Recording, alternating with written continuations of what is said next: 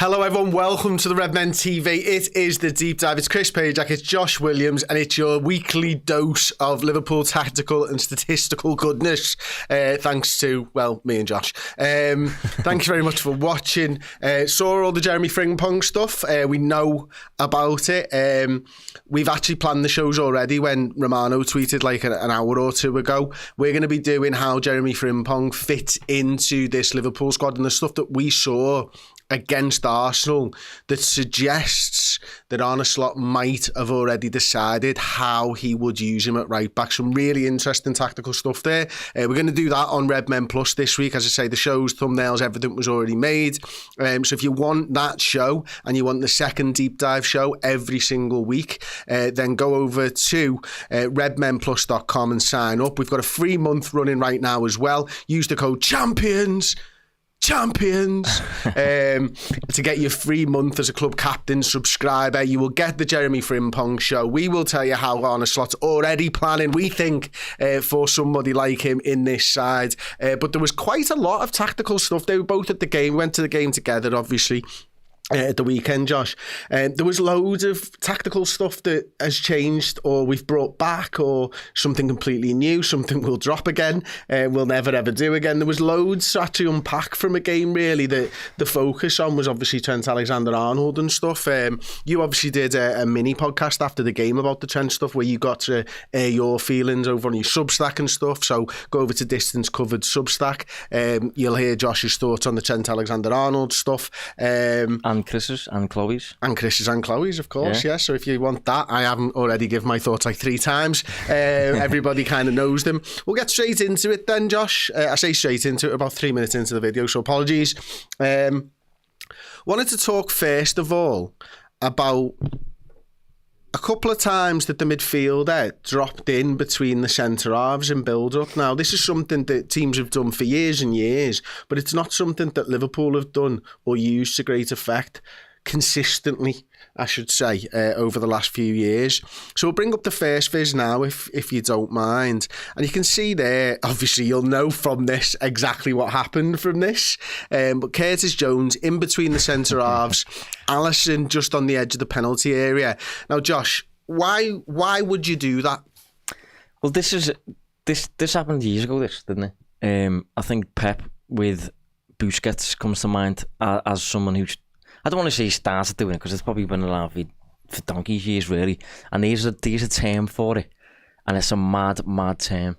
It's like 2 words, basically 2 Welsh words, if you know what I'm getting at, like 2 words that just you can't even pronounce. Yeah, loads of Welsh. Slovenia, Lavlpolia, or something like that. It is. I'll get it up in a sec. But I think the initial purpose behind it when Guardiola was doing it years and years ago was generally teams were playing with front 2s. And you obviously want to outnumber the front 2. So you drop a midfielder in the back line with your build-up, and then you have a 3v2 then. Mm-hmm. And then that kind of gets you out and stuff like that. Liverpool doing it, and they involved Alisson a little bit as well. With like a bit of a +1, +2 thing. I think Liverpool had like a 7v5 most of the time against Arsenal in the first phase. I'd like to know if it was specifically for Arsenal, you know. That's one I would have asked Slot if I had the chance. Like, is this specific for this game, or are you future planning here, or what? But I thought to start doing that, it was my interpretation of it was he's experimenting. You know, he's testing things, and it's nice to face the top opponents in a Premier League game when you technically don't have to win, so you can start doing these things. Well, let's use the boards and maybe just sort of discuss it, because I want to come back to that image actually, Aaron, as well, in a bit. Now, you mentioned there something I thought was quite pertinent, Josh. Oh, big go ahead. And that was the two strikers thing. Now, all right, teams don't play with 2 strikers anymore, but teams do press with a 2 nowadays, don't they? You know, you can think about Szoboszlai maybe joining Diaz in this game. You know, and having a sort of bank of 4. So although teams aren't playing 2 strikers anymore, we are pressing teams with 2 strikers essentially, aren't we? So this is maybe why it's been sort of brought back in. So we're going to put those 2 guys on the board, and we'll put a couple of wingers on the board as well. Now, obviously, this guy moves forward in Conor Bradley. Robertson in this instance moves forward as well. Van Dijk, Canate, and you see Curtis Jones dropping in, and you've actually got Alisson Becker over there. So what is it you're trying to achieve here? Because it's normally number superiority, isn't it? Yeah, well, that's generally what it is. Like Arsenal are known for having a really good press, and one of the reasons their press is really good is because they've been under Arteta for a good few years now, so they can kind of deviate between man marking essentially and when you're marking space. I think Klopp, for example, was very much a zonal pressing guy. Someone like Ten Hag or Eddie Howe is very much like, you pick a man orientated press. Arteta, I think Bournemouth do this as well. More and more teams are starting to do it. They kind of, depending on where the ball is, depending on the situation, who's got the ball and all that sort of thing, sometimes it's marking space, sometimes it's marking the man. So it's difficult to navigate Arsenal's press, basically, is what I'm getting at. I think one of the general things you always want, though, when it comes to build-up, is you want to outnumber the opposition. So I think we did. Do you remember when we did the Carabao Cup final preview with Carragher? Yes. I remember him saying at the time about the goalkeeper, yeah. And to me, at least, I don't know about you, but in this game, it did feel like Alisson was having to go a bit more when it comes to getting involved with his feet.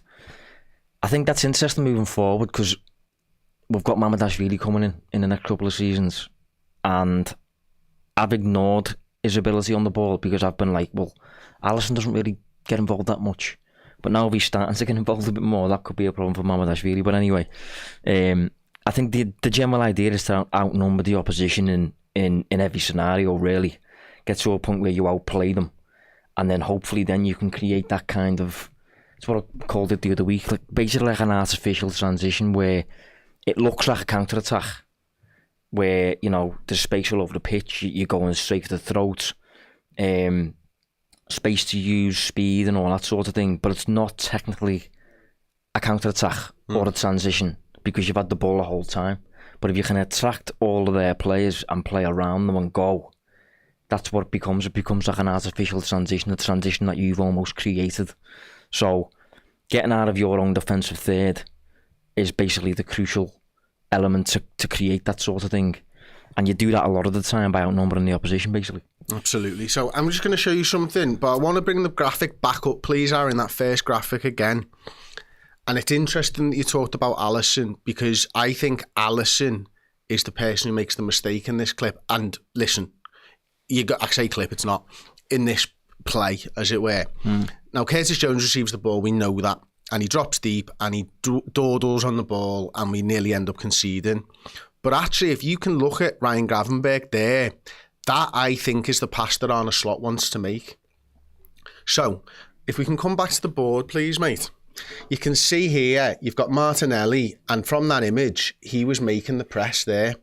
Gravenberch was coming back towards it. Now, he ends up playing an awkward pass across his body into Curtis Jones, which we saw. But actually, as he's coming in, that pass is there for me.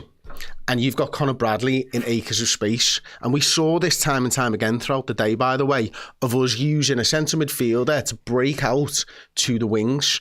So I think Alisson's made the mistake there. And if you could just bring up that image one more time, now that I've actually showcased it, you can see Gravenberch looking for the ball. He's got his arms out and he's actually saying, give us it. Yeah. So, look at Martinelli. The pass there, and you can just about see it above the referee, Conor Bradley, up the pitch. That's the movement of play that I think Arne Slot wanted in that situation, but he didn't get. Well, the thing is as well, we did kind of exactly that in another situation, which I clipped it on my Substack if you want to go and watch that. But it works perfectly. Jones has got the ball. He plays it into Gravenberch's feet. Gravenberch's got a man on him. But the man can't engage with Gravenberch because with his first touch, Gravenberch plays it to Robbo, who is then free to go. That'll be a topic of conversation in the next show because we're going to be speaking about Frimpong, which is very relevant. But yeah, when you were saying that then, it did make me think like that the exact scenario that maybe you would want to create, but we didn't because Alisson, messed up a little bit. We succeeded with on the opposite side a few times. Maybe this is why Slot is doing it now versus 10, 15 games ago when you're technically in a position where you need to win every week. Is it worth Curtis Jones potentially losing the ball in his own box? You know, which he did and we nearly conceded from it. Probably not. So you'd be a bit more pragmatic. It'll be interesting if next season Liverpool are a bit braver with that sort of thing, with Slot knowing that he's got a Premier League title behind him. That sort of thing, but you always want to be brave, but you don't want to be naive, do you? You don't want to just give the ball away stupidly. And Liverpool have been sensible, I think, with the way they've done it this season. But I think, generally speaking, I think Slot would want a bit more of this, basically building from the back, attracting pressure, playing around it, artificial transitions. But he's been a little bit careful this season with how he's used it. And, you know, Liverpool have gone long from goal kicks and things like that at times. Yeah, absolutely. So we'll move on to the next one. And again, this is something that was really noticeable. So we'll bring up the first viz actually here. And this is from, so now it's a different one, sorry mate, it's the Arsenal-Liverpool one from earlier on in the season. It's got the black drawings on it. Yeah, the black drawings, sorry mate. Yeah. There we go. Sorry if I've numbered them wrong, mate. This is from earlier on in the season, Josh. Yeah, well, this is, I've just mentioned there that we went long from goal kicks a few times. This was at the Emirates. Pretty sure this is the first goal kick of the game. I think we're only 5-6 minutes in there. 6 minutes, yeah. And Kelleher actually goes long here. But you can see the makeup of the structure, if you want, you know, with the full-backs a little bit more engaged in deeper areas. You can see McAllister a little bit more detached from Gravenberch. And McAllister's been doing that all season, by the way. McAllister's been a bit of a half and half between Gravenberch and Szoboszlai. But in this game against Arsenal on the weekend, we played short a lot more, and the actual structure that you're looking at there was a little bit different. So let's bring that one up now, mate, if we can, the white lines on it. Yeah. That was the structure this time from a goal kick, and Virgil's obviously, you know, taken that goal kick. It's gone to Alisson, it's gone back to Virgil, then he's used Curtis Jones. Yeah, so in this one, Alisson was a bit more involved for a start, and he went short. And I think the big one was Liverpool's number 8, Liverpool's left-sided midfielder. You know, McAllister in the previous clip, it's Jones in this clip, is far more in touch with Gravenberch, much more connected with Gravenberch. The back four doesn't look that different there, but creeping happens. I was going to say, if we could play the clip, Robbo ends up, I mean, where would you say, on line with the referee? Yeah. Like, on the left-hand side, obviously, but in line with the referee, so he ends up relatively high. Robbo's the one who ends up carrying the ball into the other half. So Liverpool changed the build-up a little bit, and don't get me wrong, by the way, Liverpool have changed the build-up frequently throughout the season. It's a regular thing, depending on the team that you're facing, the formations that you're facing, all that sort of thing, so it's not that new. Like, I think the reason it's sticking in my head is because this is now experimental period where you can start trying things. We're getting linked with certain players who are making me think, and I think crucially the way in which we were committed to the actual building from the back, taking the risks. Some of them worked, one of them we got stung, should have conceded probably, but we didn't. So I think this for me is maybe, I don't know about you, but I think this might be a little bit more of like, rather than a switch for a one-off game, maybe a bit more of a switch ahead of this being the plan moving forward. Yeah, I think that's absolutely right. And let's take us through it on the board then. Obviously, you know, Virgil plays the sort of goal kick across there to Alisson, doesn't he? And it goes into Alisson, and at that point, I think Robbo starts to sort of creep down the left-hand side here, doesn't he? Yeah. And the ball's into Curtis. Now, it might go back, it might go forwards, but that's ultimately what you want. And then the left back sort of driving forwards, and, you know, these midfielders start to come up.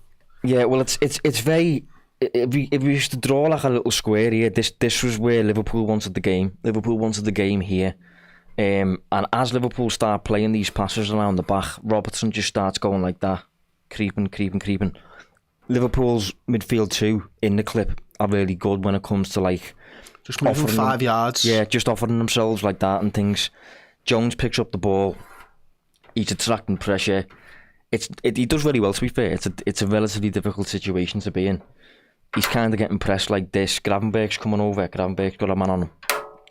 Jones kind of orientates his body to be able to find the pass, plays it into him. And Gravenberch, with his first touch, crucially, plays it straight to Robbo. And then we're out then. And Arsenal being beaten. I think Liverpool will want to do much more of that next season. This was a game in which we trialled it with, most of our best players. And I think there was a few situations where it worked really well. There was another one where Diaz has a shot on the back of it. Yeah. The one from the pen spot that hits David Raya, probably should score. That came from a similar situation where I think Robbo was the out. So it was good to see. It was nice. It was, wasn't it? And we'll move on to the next sort of little tactical sort of shift then. And I think for me, anyway, the interesting part here was Luis Diaz, because I don't think he gave any of the Arsenal defenders anyone to mark for quite a large periods of this game. And listen, we'll bring up a couple of things here. In fact, 3, I think it is. And one of them is so poor quality, I've taken it. But anyway, we've farted around at the back. But look where Virgil van Dijk is there. He's outside of the defensive third. He actually runs forward with the ball just before this still and gets himself involved in midfield build-up. Ball's played back to Andy Robertson and Robbo just legs it down the field, essentially, just hoofs it straight forwards. And in this next viz now, you can see it's terribly blurry. It was taken from a moving image, of course. But just look at Luis Diaz in the centre circle there. And what he's done is he's managed to drag both centre halves forwards. And that leaves space in behind. So if we throw the third one up, that space is for Gakpo to run in. And I think it's Saliba just can't get back in time. And Gakpo should play Mo in, doesn't play Mo in. But that was another build-up phase, long ball over the top. And what I loved about that, if we can come back to the board, please, Josh, is that, we can see we're sort of here and Diaz is way further forward.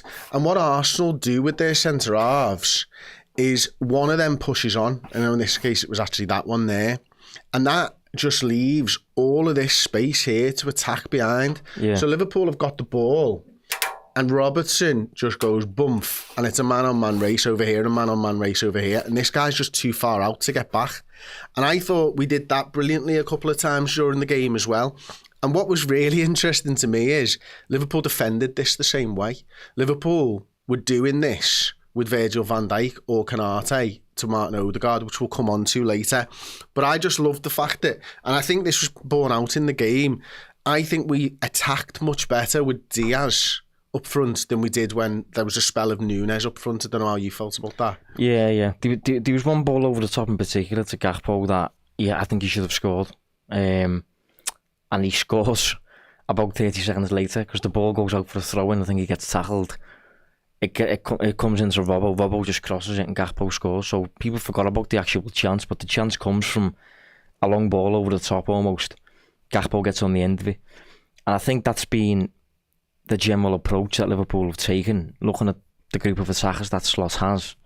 He's wanted his wide players to finish the move. Mm-hmm. So it's been a case of like the two guys in the middle, although one of them is technically a striker, have borderline been facilitators as the season's gone on. I think I'm thinking about doing a piece on this as well. Like it's the kind of thing where there's a clip I've got. I probably should have sent you it because it's not moving like that one, but you can see.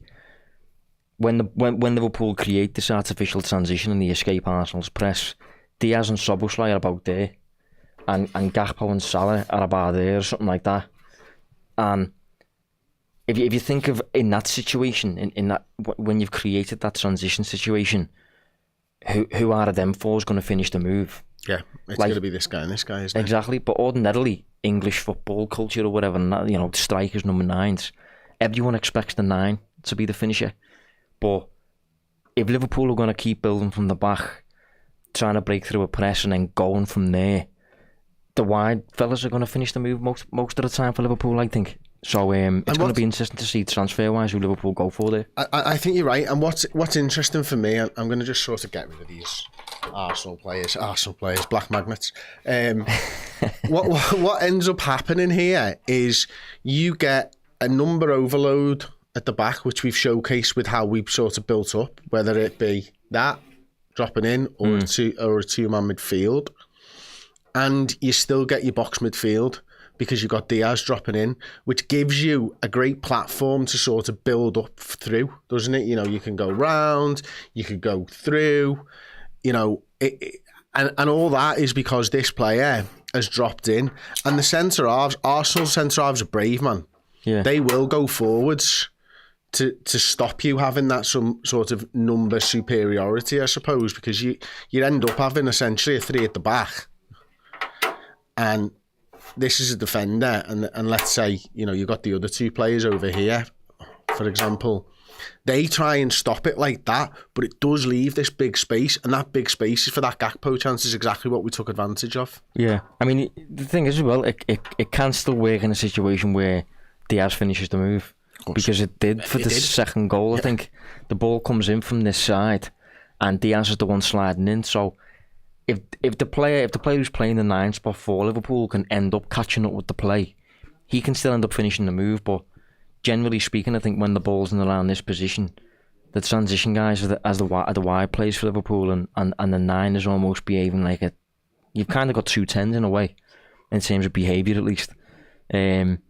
But yeah, just another little, I suppose, like a tactical little nugget that we got from the Arsenal game. Yeah. But it's so interesting because all the things that we've covered so far all fit nicely together like a jigsaw, don't they? Like that feeds into that, and we're taking a sort of, we're looking at one thing at a time, but when you step back and you take a holistic view of it all works, it all meshes together brilliantly, which moves us on to the next one. You know, I mentioned a little bit earlier on that Van Dijk or Konate was actually following Odegaard in, which is something that, you know, Saliba might have done it during this game or whatever.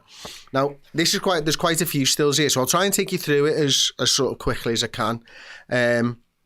So we're in the centre of the park. Look where Van Dijk is. He's making the tackle on Martin Odegaard in the middle of the park. And look where Konate is as well, by the way. He's really advanced when his centre-back partner has just gone for a little bit of a wonder. Now, Konate ends up winning the ball back off Martin Odegaard. If you move on to the next one, it's played out to Gakpo. And Van Dijk's already telling at this point where he wants the ball to be played. And Van Dijk there saying, look, over to that right-hand side. Now, Cody Gakpo then, if we move on, plays the ball out wide to Mo Salah. And if we just take a moment and look at this one now, we can look at some positioning of players. So Mo Salah's there, we can see him. Luis Diaz is occupying a centre-half at this point. But we've been building up with 2 centre midfielders. And now, look where the 2 centre midfielders are. They're over the halfway line. They're in line with Mo on that right-hand side. You've got Dom Szoboszlai in the centre circle. You've got Curtis Jones in the centre circle. So this is midfield runners now from deep. I don't think you can't do this with McAllister, but I actually think Jones is probably a better fit athletically for this type of a move. We know what happens next. Mo plays the ball forwards, and Szoboszlai runs in behind. Now, what I find interesting here is, and there was multiple sort of occasions when this happened during the game, one of those midfield runners goes deep into the penalty area and one hangs back to give an option on the edge of the area or on the penalty spot. Probably a cut back on that. Yeah, exactly. So they're sort of alternating runs, I suppose. Yeah. We know the ball's perfect to Szoboszlai. The touch is an absolute worldie. And then he plays the ball in, and as you can see there, Curtis is hanging around on the edge of the penalty area. Diaz is making a run inside. Szoboszlai probably takes the shot / assist, and we finish it with the next one, which is Diaz putting it in. But look at Curtis' positioning right on the edge. Look at Conor Bradley's positioning in the penalty area, all for the pullbacks. Runners from fullback, runners from midfield. And I just thought that was fascinating as well, Josh. And, you know, again, something that, Curtis's physicality enabled us to do in that game, didn't he? Yeah, I mean, we've touched on the runs of the midfielders in a few shows this season. I think specifically Spurs comes to mind as something that, as a team that Liverpool have used that sort of thing against. Szoboszlai was brilliant in that one as well, wasn't he? Yeah. Assists and goals. Well, the last time we faced Spurs at Anfield, I think McAllister also scored. I think Gravenberch was getting assists. I remember all kinds of stuff to do with that.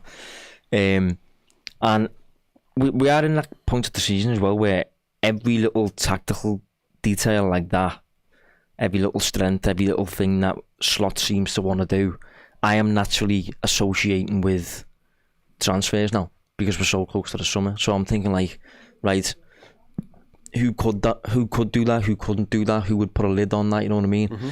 So for example, a player who I like, who I have definitely talked up and who I'd still be interested in Liverpool signing is a lad called Angelo Stiller from Stuttgart. But if you're playing like that, he probably wouldn't really offer much value because he isn't particularly mobile, doesn't really pose a threat, just more of a dictator, more of a pass, a tempo guy. So this is just the way I'm thinking with it, with transfers and that. Like if you want to do stuff like that with your midfield, where they're basically doing bits of everything, literally everything. And I know that's very typical midfield anyway, going back years, but think about that then with your signings. Like, do you want to sign a real all-rounder or do you want a specific profile? Like Zubimendi, for example, was a very specific profile. Niche. Yeah, he was good at specific things. Someone like a Gravenberch, Jones, McAllister and Szoboszlai, I would say, they're all just pretty good at everything, but maybe not as good as Zubimendi when it comes to dictating the tempo of a game, maybe. But everything else, they just tick a few more boxes, maybe. So do you want a player who is 7 out of 10 across the board, or a player who hits a few 4 or 5 out of 10s with certain qualities, but is like a 9 at certain other things? I can't help thinking like that when it comes to transfer business. No, it is fascinating because I think, we talked earlier about the build-up phase in the two-man midfield, and I think McAllister fits perfectly into that. So does Curtis with the way that he shields the ball normally. Gravenberch, so good on the turn, can beat the press on his own. At times, if the pass is right, he lets the pass beat the press, doesn't he? But yeah, it is fascinating. Now, it wasn't all good. I think it's fair to say. There was one tactical thing that Liverpool absolutely shit the bed on. You know what, though? I was actually into it as in terms of an idea, but Arsenal just seemed to anticipate it weirdly. I think it was poor planning. Do you think? Yeah. I wondered if we might have done it at the Emirates, because it did seem like Arsenal planned for it, like they almost knew it was going to happen. Yeah. Maybe they've got like a little spy in the gaff or something. Yeah, I mean, as far as I'm aware, they always have one running the other way. Do they? Oh, I didn't know that. I'm aware. I didn't know that. And that's why I think it's poor planning. So we'll bring it up anyway.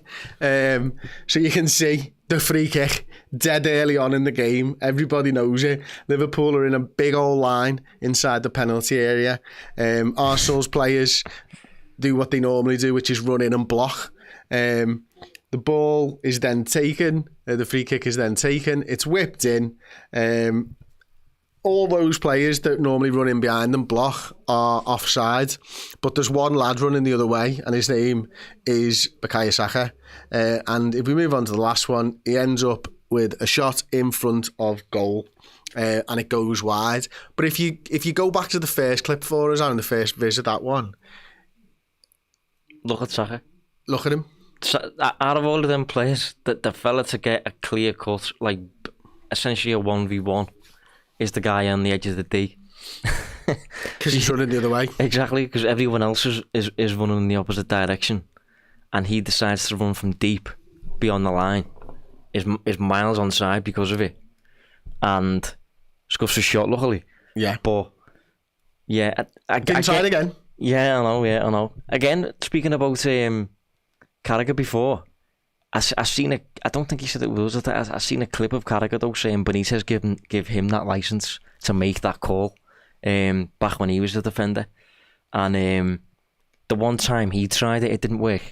So He never did it again. I'm not sure Liverpool will ever go at that one again. I think he did say that with us, didn't he? Did he? I think so, yeah. He might have. I think so, because I remember it as well, and I don't... Yeah, because we were speaking about defensive lines, weren't we? Yeah. With wide free kicks. Yeah. So we did, yeah. Yeah. Yeah. So that was before the cup final, wasn't it? So, you know, that's the type of stuff that you get on Redmen TV's deep dives nowadays. The big thing next is Jeremy Frimpong. And we're going to go and do that show on Redmen Plus. As I say, there is a code there if you want to go and get the show for free. You can join as a Club Captain monthly subscriber. Use the code CHAMPIONS. We're going to showcase one more thing that we saw tactically from the game that perfectly suits what we could have in Jeremy Frimpong, but not only Jeremy Frimpong. Kirkes as well. I think it suits, doesn't it? So yeah, we're going to go over there, give us 10 minutes to sort of turn around, get our heads together, maybe grab a cup of tea, and we'll be on redmenplus.com and obviously YouTube on the members videos very shortly. So thank you very much for watching. Thanks for joining. Anyone that you want to shout out? Yeah, I've been asked to give a little shout out. Let me get up the person's name. Get on in. So, let's have a look. Where are we? Paul and Stephen Rankin. Shout out from Australia, I think. Thanks for tuning in. Apparently you tune in every week. Pat has been on to me. She has contacts, believe it. You doubted your ma. I know, you don't doubt you Pat. Doubted Pat. Pat knows everyone. She knows everyone in all the continents all around the world. You two need to go and apologise to your mother right now and say, I'm sorry, Pat. I doubted you. I'll never, ever doubt you again. Thanks for the support, though, anyway. We appreciate it. And apparently they're big fans of the deep dive. Excellent. Love it. They've got nice taste. Excellent. Thank you very much. And we'll see you next time on the deep dive.